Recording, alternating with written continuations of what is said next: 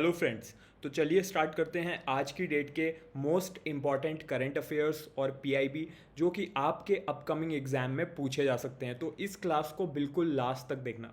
सबसे पहली जो न्यूज़ है वो है रिजर्व बैंक ऑफ इंडिया से रिलेटेड। इन्होंने मोगावीरा कोऑपरेटिव बैंक लिमिटेड पर बिजनेस रिस्ट्रिक्शन लगा दिए हैं। कितने टाइम के लिए लगाए हैं? 6 मंथ्स के लिए लगाए हैं। कब से ये रिस्ट्रिक्शन स्टार्ट होंगे? जून 12, 2026। तो ये बिजनेस रिस्ट्रिक्शन आखिर है क्या, ये समझते हैं सबसे पहले कि अब जो ये बैंक है आपका मोगावीरा, ये कोई भी नए लोन नहीं दे सकता। कोई लोन ऑलरेडी चल रहा है तो उसको रिन्यू नहीं कर सकता, कोई फाइनेंशियल इन्वेस्टमेंट नहीं कर सकता और ना ही कोई नए एफडी या कोई डिपॉजिट्स ले सकता है पब्लिक से। कोई बोरोइंग भी नहीं कर सकता। ये इतने सारे रिस्ट्रिक्शंस करने से अब क्या हो जाएगा, जो इसके कस्टमर हैं वो सिर्फ 1 लाख रुपीज़ तक अपने टोटल बैलेंस में से निकाल सकते हैं। ठीक है, सिर्फ 1 लाख रुपये उनकी मैक्सिमम लिमिट है निकालने की। इसके अलावा जो अगर ये बैंक डिसॉल्व हो जाता है तो फिर क्या रहेगा, 5 लाख रुपीज़ की जो DICGC की गारंटी होती है, जो आपको पता भी होगी, मैंने पिछली क्लासेस में कवर भी करा है इसको, उतना इनके लिए वो लोग एलिजिबल हैं इतने पे आउट के लिए। इसके अलावा एक बात आरबीआई ने क्लियर करी है कि आपका लाइसेंस अभी कैंसिल नहीं करा है हमने। आपका बैंक अभी भी ओपन रहेगा, ऑपरेट करेगा, बट इन रूल्स को अब फॉलो करेगा। आरबीआई के अप्रूवल के बिना ये सारी चीज़ें नहीं हो सकती जो अभी हमने बताया। ये सब चीज़ें अगर करनी है, जैसे लोन्स देने हैं, रिन्यू करने हैं, डिपॉजिट्स लेने हैं, तो उसके लिए आरबीआई का अलग से अप्रूवल लगेगा। ठीक है, तो ये चीज़ आपको पता होनी चाहिए कौन से रूल के अंडर, ओके, एंड कौन से एक्ट के अंडर ये रिस्ट्रिक्शंस आरबीआई ने लगाए हैं। बैंकिंग रेगुलेशन एक्ट 1949 के अंदर सेक्शन 35A। ठीक है, कोई भी जब बैंक जो है उसकी फाइनेंशियल हेल्थ वीक हो जाती है तब आरबीआई ऐसे रिस्ट्रिक्शंस लगा सकता है। नेक्स्ट जो आपकी न्यूज़ है ये है सेबी से रिलेटेड। तो पिछली न्यूज़ आरबीआई से थी, अब आपका security and exchange board of India की आ गई। नए रूल्स इन्होंने बनाए हैं ईटीएफ के ऊपर। ईटीएफ क्या होता है? Exchange traded fund. कब से ये रूल्स जो हैं ये लागू हो जाएंगे? 1 सितंबर 2026 से। तो पहले क्या होता था, ईटीएफ्स जो होते थे इनके फिक्स्ड लिमिट्स होते थे प्राइसिंग के, लेकिन अब डायनामिक प्राइसिंग बैंड इन्होंने लॉन्च करे हैं। तो ये एक नया रूल इसके लिए निकला है। इसमें क्या होगा कि जो प्राइस की लिमिट्स होती हैं ईटीएफ की, वो मार्केट बिहेवियर पर डिपेंड करेंगी। तो नए रूल्स क्या हैं थोड़ा सा देखते हैं। पहले जो ट्रेडिंग का था वो T2 net asset value reference use होता था। ठीक है, इसमें अब कैसे होगा, प्रीवियस डे का जो क्लोजिंग का मार्केट प्राइस है उसको यूज़ करेंगे इसकी कैलकुलेशन में। ठीक है, तो इसको निकालेंगे last 30 minute volume weighted average price के थ्रू। इसके अलावा जैसे हमने बात करी प्राइस बैंड्स की, ठीक है, ये जो डायनामिक बैंड्स हैं ये अलग अलग रहेंगे। जैसे कि जो equity and debt based ETF है उनका इनिशियल बैंड रहेगा 10% का, जो एक्सपैंड होकर 20% भी हो सकता है। इसके अलावा गोल्ड और सिल्वर ईटीएफ जो है उनका इनिशियल प्राइस बैंड रहेगा 6% का, वो 3% करके आगे इंक्रीमेंट हो सकता है। ठीक है, इसके अलावा जो भी लिक्विड ईटीएफ होते हैं, ओवरनाइट ईटीएफ होते हैं, एक्सचेंज ट्रेडेड फंड, उनका जो प्राइस बैंड है वो फिक्स्ड है 5% के ऊपर। ये लो वोलेटाइल नेचर ऑफ फंड्स इनको बोलते हैं। तो ईटीएफ क्या होता है, थोड़ा सा स्टैटिक आपको पता होना चाहिए, क्योंकि आजकल जो क्वेश्चंस एग्जाम में पूछ रहे हैं वो क्या कर रहे हैं, जो भी न्यूज़ करंट में चल रही है उससे रिलेटेड वो करंट इन्फॉर्मेशन पूछने की बजाय कभी कभार स्टैटिक इन्फॉर्मेशन पूछ लेते हैं। तो ईटीएफ एक इन्वेस्टमेंट फंड की तरह है जिसमें बहुत सारे एसेट्स का एक कलेक्शन होता है। स्टॉक भी हो सकते हैं, बॉन्ड भी हो सकते हैं, गोल्ड एंड सिल्वर भी हो सकते हैं, एंड इस पूरे जो पूरा सिलेक्शन है, कलेक्शन है, इसकी ट्रेडिंग होती है स्टॉक एक्सचेंज पे, बिल्कुल उसी वे में जैसे किसी भी इंडिविजुअल स्टॉक की होती है। ओके, एंड ये जो ईटीएफ होते हैं ये परचेज और सेल जो इनकी होती है वो ट्रेडिंग डे में होती है, मार्केट प्राइसेस के ऊपर डिपेंड होता है। ठीक है, कुछ और स्टैटिक इन्फॉर्मेशन है। नेट एसेट वैल्यू क्या होता है, ये एक फेयर वैल्यू होती है, पर शेयर वैल्यू होती है किसी भी एक्सचेंज ट्रेडेड फंड की। अब प्राइस बैंड हमने अभी इतनी सारी परसेंटेजेस समझी, तो प्राइस बैंड है क्या, बेसिकली ये एक मिनिमम और मैक्सिमम की रेंज है कि इतना इस ईटीएफ या फिर एक स्टॉक का एक प्राइस हो सकता है, ताकि बहुत ज़्यादा फ्लक्चुएशन ना हो, बहुत ज़्यादा मार्केट स्पेकुलेशन की वजह से यहाँ पे बहुत ज़्यादा इसमें इंक्रीज एंड डिक्रीज ना देखने को मिले। डायनेमिक इसलिए इसको बोला जाता है क्योंकि इसमें कोई भी फिक्स्ड लिमिट नहीं है। ठीक है, ऐसे लॉक नहीं कर रखा है कि इतना ही रहेगा, एक रेंज बता रखी है कि इतना इसका थ्रेशोल्ड हो सकता है, upper limit and lower limit. ठीक है, इसके अलावा कुछ और चीज़ आपको पता होनी चाहिए, जैसे कि प्री ओपन कॉल ऑक्शन क्या होता है। ये एक 15 मिनट्स का एक सेशन की तरह होता है कि जैसे आपका रेगुलर मार्केट जो है वो 9 AM से लेके 9:15 AM पर अगर खुल रहा है, तो उससे 15 मिनट पहले ये एक सेशन हो जाता है स्पेशल टाइप का, जिसमें जो इन्वेस्टर है वो पहले से ही अपने ऑर्डर्स लगा सकते हैं बाइंग के या फिर सेलिंग के, ठीक है, ताकि एक जब जब वो ओपन हो रहा है मार्केट उस समय एक इक्विलिब्रियम पे वो लोग रहें। नेक्स्ट जो आपकी इंपॉर्टेंट न्यूज़ है उस पर चलते हैं।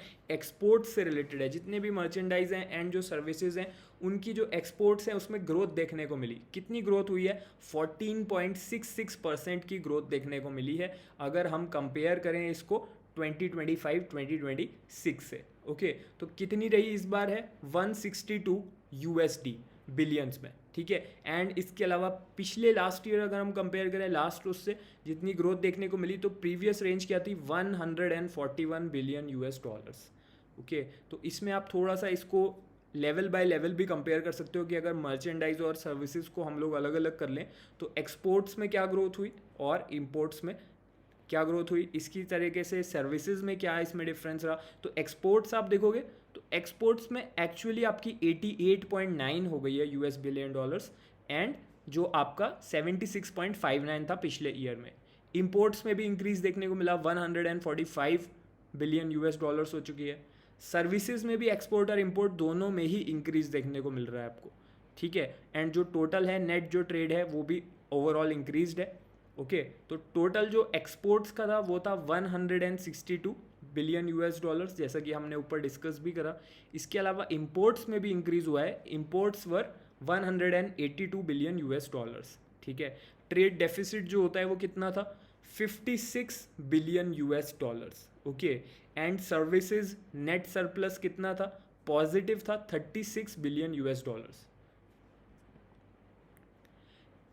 किस वजह से ये एक्सपोर्ट्स बढ़े? तो कुछ ऐसे कमोडिटीज़ हैं जिनकी वजह से बढ़े हैं। पहला है पेट्रोलियम प्रोडक्ट्स, सेकंड है engineering goods, organic chemicals, electronic goods, James और ज्वेलरी, ठीक है। एंड इलेक्ट्रॉनिक गुड्स के अंदर भी स्मार्टफोन और मैन्युफैक्चरिंग के जो कंपोनेंट्स होते हैं उसकी वजह से इलेक्ट्रॉनिक गुड्स का इतना ज़्यादा माइलस्टोन हुआ है। एंड कितना बड़ा इन्होंने ग्रोथ सेगमेंट क्रॉस कर लिया है वो है 5 बिलियन US डॉलर्स का। ओके, तो ये चीज़ भी आपको पता होनी चाहिए। सबसे बड़ी कौन सी कंट्रीज़ हैं जो इंडिया की एक्सपोर्ट डेस्टिनेशंस निकल के आई? Singapore, Tanzania, Sri Lanka, South Africa and China. And imports जो हम कर रहे हैं उसके सबसे बड़े बड़े सोर्सेज कौन से हैं? सबसे फर्स्ट आपका रशिया, चाइना, USA, ओमान और ब्राज़ील। ओके, नेक्स्ट जो आपकी न्यूज़ है ये एक सर्वे से रिलेटेड है जो कि PLFS है। PLFS हमें पता है पीरियोडिक लेबर फोर्स सर्वे। कौन इसको कंडक्ट करता है? नेशनल स्टैटिस्टिकल ऑफिस, NSO, ठीक है। इसका जो मंथली बेसिस पे बुलेटिन निकलता है मई 2026 का है, ठीक है। उसको आप देख सकते हो। जो लेबर फोर्स पार्टिसिपेशन रेट है वो कितना है ऑल इंडिया? 54.4%, ठीक है। इसके अलावा वर्कर पॉपुलेशन रेशियो 51.4% है। अनएम्प्लॉयमेंट रेट 5.5% है, ठीक है। तो अगर आप रूरल सेक्टर को कंपेयर करोगे अर्बन सेक्टर से तो आपको थोड़ी और क्लैरिटी मिलेगी कि एक्चुअल में कहाँ पर ज़्यादा आपको चेंजेस देखने को मिल रहे हैं, ठीक है। तो जो लेबर फोर्स पार्टिसिपेशन रेट है वो रूरल सेक्टर में ज़्यादा है, वर्कर पॉपुलेशन रेशियो भी रूरल सेक्टर में ज़्यादा है, अनएम्प्लॉयमेंट रेट भी रूरल सेक्टर में ना होके अर्बन सेक्टर में ज़्यादा है। तो दैट इज़ द डिफरेंस, ठीक है। ये परसेंटेजेस आपको याद होनी चाहिए, you can just make a note of this also. And ये कैसे ट्रैकिंग करता है? ये जो हमारा मंथली बुलेटिन रहता है LFPR का, करंट वीकली स्टेटस अप्रोच रहती है, यानी कि हर 7 डेज़ का एक रेफरेंस पीरियड बना के जो भी इंडिविजुअल 15 ईयर्स से ऊपर की एज का है, 15 ईयर्स का है या उससे ऊपर की एज का है, उनको इसमें कलेक्ट करा जाता है उनका डेटा, ठीक है। तो यहाँ से क्या निकल के आ रहा है? What is the crux of this? That we are improving the metrics in the urban areas, balancing out a seasonal softening in the rural sector. यानी कि जो रूरल सेक्टर है वहाँ पे कुछ ऐसे सीजन्स आते हैं निकल के जहाँ पर थोड़ा सा डिक्रीज इसमें देखने को मिलता है पार्टिसिपेशन रेट में, एंड अनएम्प्लॉयमेंट रेट बढ़ जाता है। बट क्या है कि दोनों एक दूसरे को बैलेंस आउट करते हुए चलते हैं overall over the entire year. Okay, तो जो LFPR है वो क्या होता है? वो बेसिकली यही बताता है कि जो हमारे पॉपुलेशन है इंडिया की उसमें से कितना ऐसा परसेंटेज है जो वर्क कर रही है या फिर वो वर्क ढूंढ रही है, ठीक है। जो वर्क ढूंढ रहे हैं वो भी इसी के अंदर आते हैं, ठीक है। वर्कर पॉपुलेशन रेशियो क्या होता है ये भी आपको पता होना चाहिए कि एक्चुअली में कितने लोग एम्प्लॉयड हैं, ठीक है। तो यही डिफरेंस है इन दोनों टर्म्स में कि लेबर फोर्स पार्टिसिपेशन रेट में जो लोग वर्क नहीं कर रहे हैं, वर्क करने के लिए रेडी हैं, उनको भी कंसीडर करा जाता है, बट एक्चुअल में जो लोग एम्प्लॉयड हैं उनको वर्कर पॉपुलेशन रेशियो में करा जाता है। अनएम्प्लॉयमेंट रेट का मतलब क्लियर है फ्रॉम द वर्ड इटसेल्फ कि अनएम्प्लॉयमेंट रेट क्या है, जो लोगों को एम्प्लॉयमेंट नहीं मिल पा रहा है, ठीक है। तो अर्बन लेवल पे अनएम्प्लॉयमेंट रेट एक्चुअली में डाउन हुआ, 6.6% था अप्रैल में, उससे गिर के 6.4% हो गया, और नेशनल लेवल पे जो अनएम्प्लॉयमेंट रेट है वो स्टेबल है 5.5% पे। अब wholesale price index and producer price indices, ठीक है, ये जो चीज़ है ये इससे रिलेटेड एक नया प्रेस रिलीज हुआ है, नई सीरीज इसकी निकाली गई है, बेस ईयर यहाँ पर चेंज हो गया है। तो ये भी आपसे एग्जाम में पूछा जा सकता है कि what is the new base year for the wholesale price index and producer price indices. तो नया बेस ईयर है 2022 से लेके 2023, ठीक है। इसे हमने डिटेल में कवर भी करा था, जो आपके जून के सेकेंड वीक के हमारे करंट अफेयर्स थे, वहाँ पे जो हमने क्लास करी थी 10 जून के आसपास, वहाँ पर हमने इसको डेप्थ में भी कवर करा है, तो एक बार आप उसे फिर से रिफर कर सकते हो। नेक्स्ट जो आपकी न्यूज़ है, ज्योग्राफिकल इंडिकेशंस रजिस्ट्री, ठीक है, ये किसके अंडर आता है ये आपको पता होना चाहिए। कौन सी मिनिस्ट्री के अंडर आता है? Ministry of commerce and industry. इनको अवार्ड दिया है इन्होंने ज्योग्राफिकल इंडिकेशन जीआई टैग, कौन से स्टेट्स के? झारखंड और आसाम, इनके 15 अलग अलग ऐसे आइटम हैं जिनको जीआई टैग मिल चुका है, ठीक है। तो जो झारखंड है उसके 11 आइटम्स हैं, और जो असम है उसके 4 नए आइटम्स हैं। तो ये चीज़ आपको पता होनी चाहिए कि ईस्ट साइड के 2 स्टेट्स हैं, झारखंड एंड असम, इन दोनों में कुछ कुछ आइटम्स हैं जिनको जीआई टैग मिले हैं, ठीक है।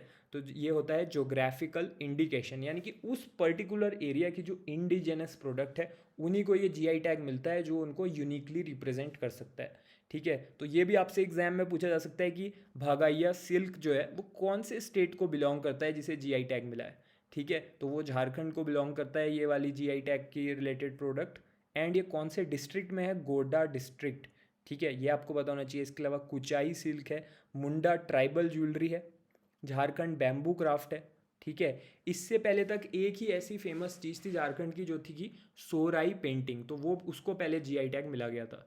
असम के 4 अलग अलग जो जीआई टैग हैं, कार्बी एंगलोंग हैंडलूम प्रोडक्ट, तो ये तो आपको नेम से ही पता चल जाना चाहिए, कार्बी एंगलोंग असम से रिलेटेड है, तो वहाँ की जो कम्युनिटी है वो कार्बी होती है, ठीक है। एंड असम का बिहू पेपा, ठीक है, ये एक म्यूजिकल इंस्ट्रूमेंट है जो बिहू, बिहू से पता चल रहा है आपको क्योंकि बिहू वहाँ पे फेस्टिवल्स होते हैं, उससे रिलेटेड है। असम का बैम्बू क्राफ्ट है, एंड द्यूरी हैंडलूम प्रोडक्ट है। द्यूरी भी एक ट्राइब है असम की।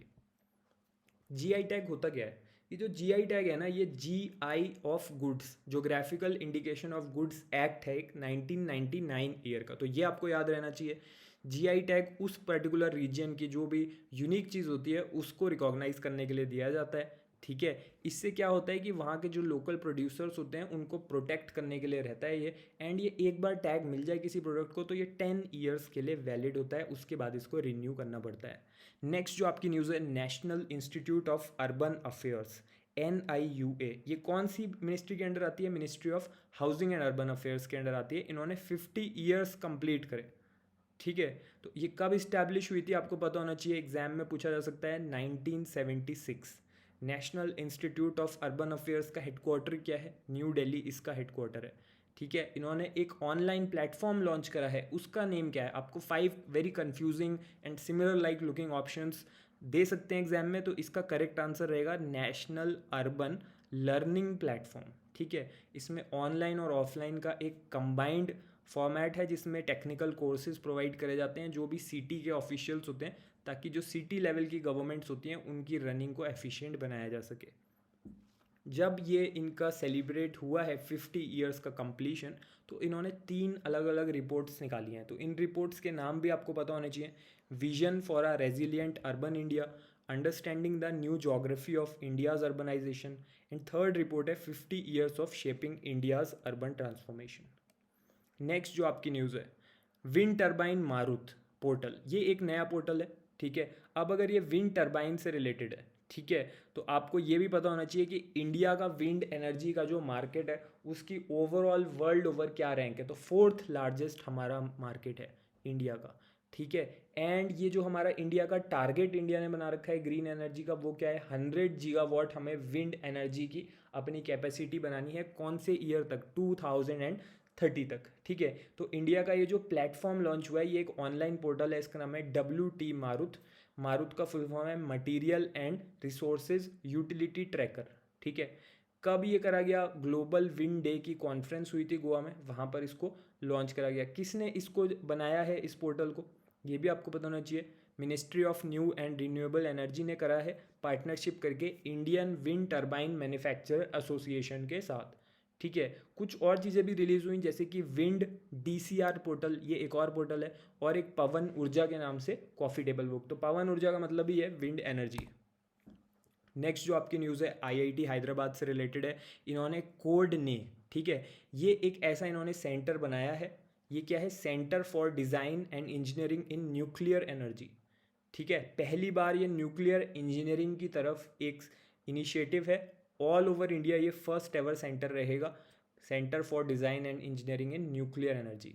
तो IIT हैदराबाद, ठीक है। ये आपको पता होना चाहिए कि बाकी कौन से इंस्टीट्यूशंस हैं जो ये जो सेंटर बन रहा है, जो इसके डेवलपमेंट में हेल्प कर रहे हैं। तो फर्स्ट तो IIT हैदराबाद ही है। सेकंड आपका है CEEPL India, coastal engineering and equipment private limited.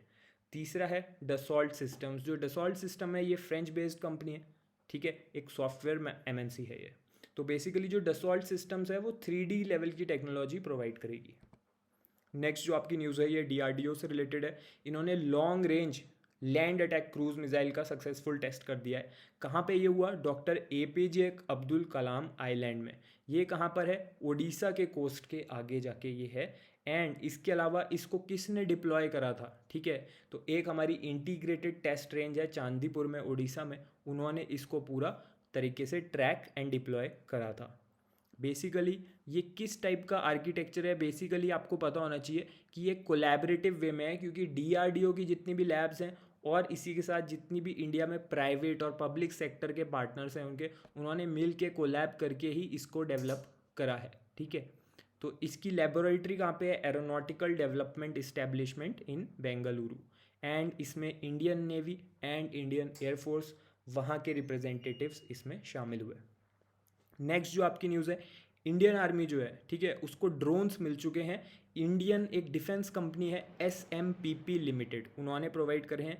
किस टाइप के ड्रोन्स हैं ये, कामिकाजे ड्रोन है, जो कि लॉइटरिंग म्यूनिशन अप्रोच पर वर्क करते हैं, ठीक है। ये अपने आप खुद ही जाके अपने टारगेट के पास जाके they can just destroy and they can blow themselves up, okay.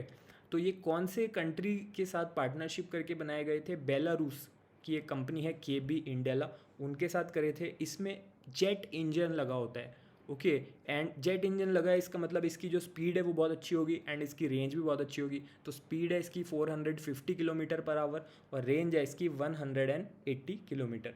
इस ड्रोन का क्या नाम रखा गया है, तो ये जो ड्रोन है कामिकाजे ड्रोन, इसका इंडिया में इसको रीनेम करा गया है अग्निवेग ड्रोन। अग्निवेग नाम आपको याद रहना चाहिए।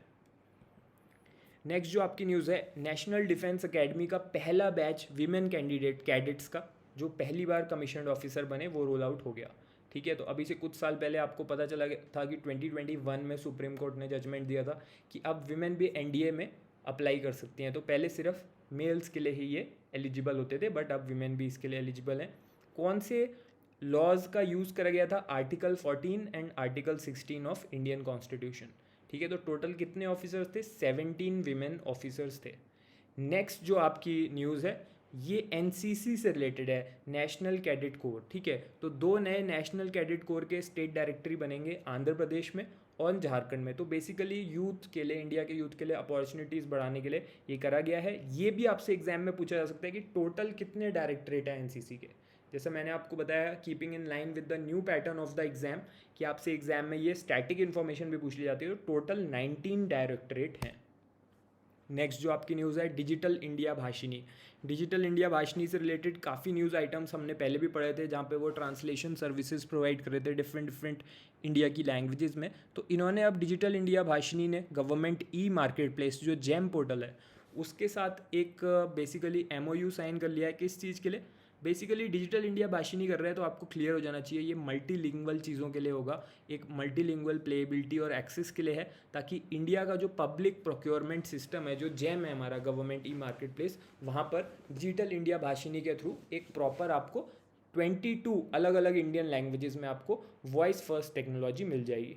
ठीक है। एंड जो डिजिटल इंडिया भाषिनी है उसके अदर अलग अलग AI बेस्ड प्रोग्राम्स हैं, जैसे कि उद्यत मित्र, ऐप मित्र, सहयोगी, प्रवक्ता। तो एग्जाम में आपसे ये सारे ऑप्शन में देके पूछा जा सकता है कि which of them are a part of digital India Bhashini, तो ये भी आपको पता होना चाहिए। ओके। तो अब आपको एक जैम पोर्टल के बारे में थोड़ा सा स्टैटिक बता देते हैं कि कौन सी मिनिस्ट्री के अंडर है ये। Ministry of commerce and industry. तो बेसिकली जितने भी सेंट्रल मिनिस्ट्री हैं, डिपार्टमेंट हैं, पब्लिक सेक्टर एंटरप्राइजेज हैं, उनको जो भी प्रोक्योरमेंट करना होता है प्रोडक्ट्स का, वो लोग जैम पोर्टल के थ्रू ही करते हैं। डिजिटल इंडिया भाषिनी कौन सी मिनिस्ट्री के अंडर है? Ministry of electronics and information technology. Okay. तो बेसिकली 800 अलग अलग गवर्नमेंट वेबसाइट्स पर ये लोग बैक एंड सपोर्ट प्रोवाइड करते हैं for the languages, and 15 million AI inferences को ये लोग डेली बेसिस पे प्रोसेस कर रहे हैं। कितनी लैंग्वेजेस हैं? 36 इंडियन टेक्स्ट लैंग्वेजेस, 23 इंडिया की voice languages, and global languages भी इसमें इंक्लूडेड हैं 35। ओके। नेक्स्ट जो आपकी न्यूज़ है वो ऑयल इंडिया लिमिटेड से है। तो ऑयल इंडिया लिमिटेड एक महारत्ना CPSC है। कौन सी मिनिस्ट्री के अंडर होगी आप खुद ही बता दो। ऑयल इंडिया है तो फिर ministry of petroleum and natural gas. इसने एक पार्टनरशिप साइन करी है। एक रिसर्च सेंटर है इंडिया का, पेट्रोलियम टेक्नोलॉजी रिसर्च सेंटर।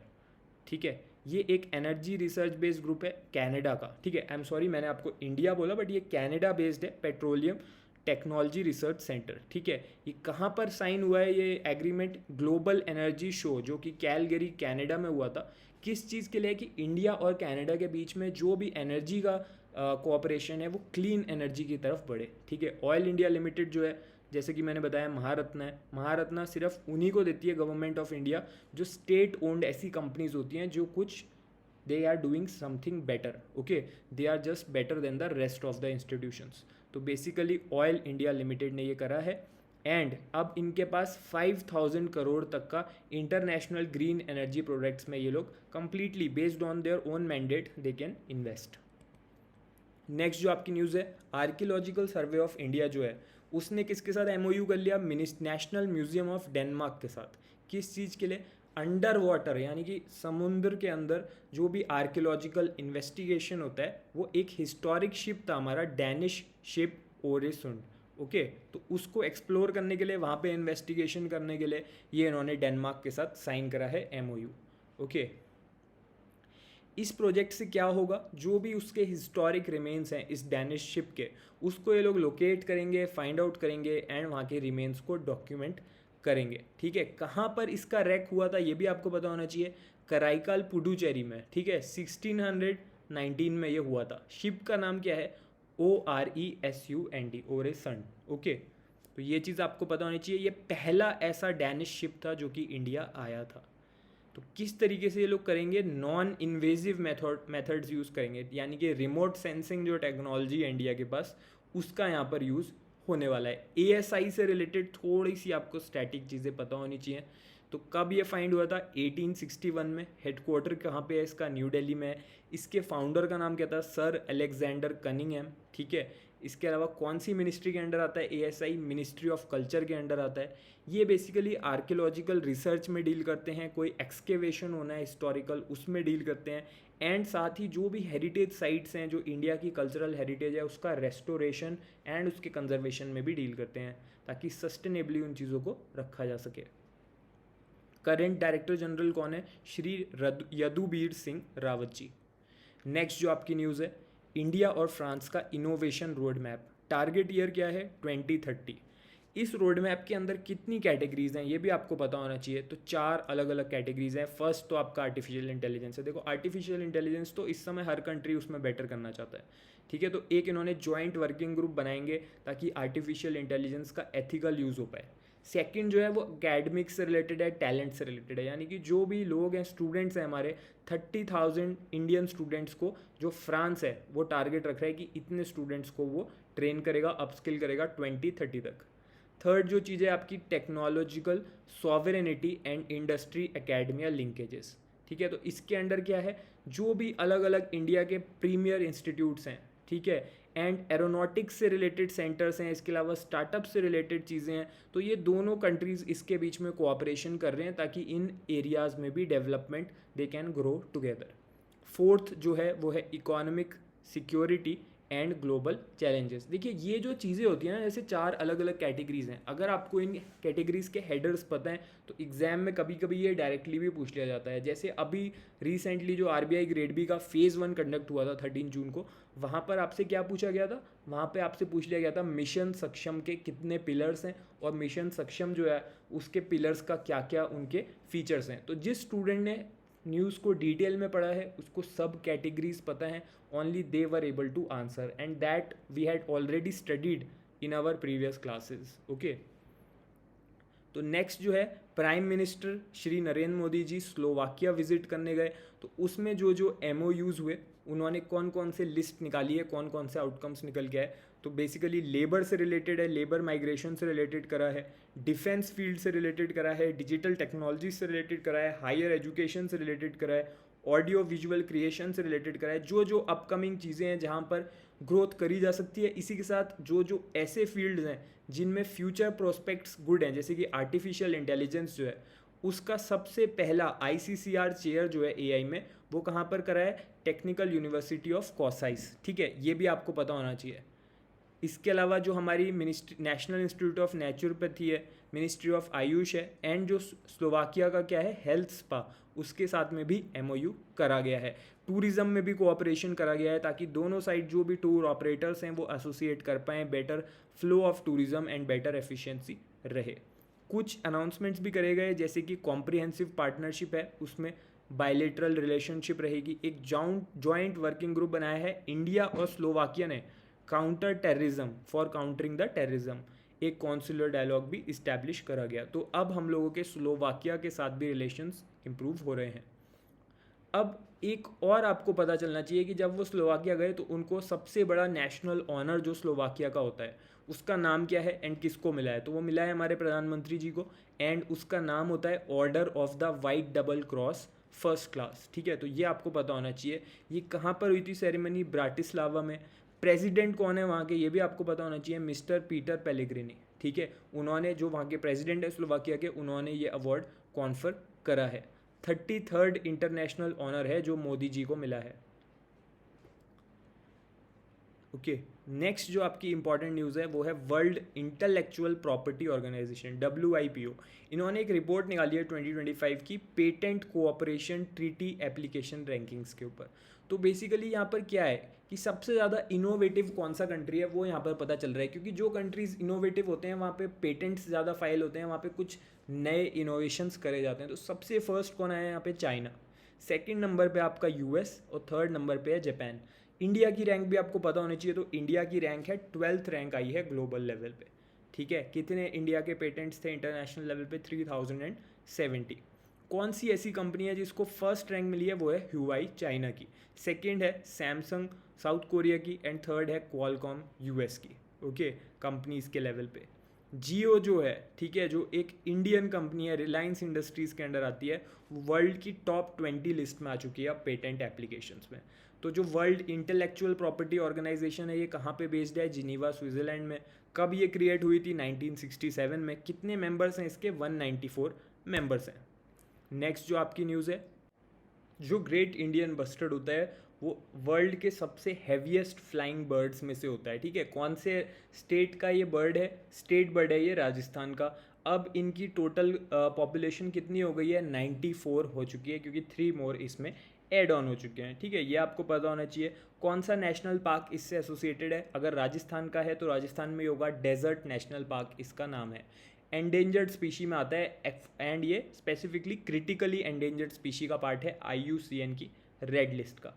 ठीक है, एंड ये कौन से एक्ट के अंडर इसको प्रोटेक्ट करा जाता है, schedule 1 of wild life protection act 1972। Next जो आपकी न्यूज़ है, लुई हैमिल्टन जो है उन्होंने पहली रेस फरारी के साथ जो थी वो उन्होंने जीत ली है। कहाँ पर? स्पेनिश ग्रैंड प्री में। ये कहाँ पर इसको बोला जाता है? बार्सिलोना कैटालूनिया ग्रैंड प्री भी इसको बोला जाता है।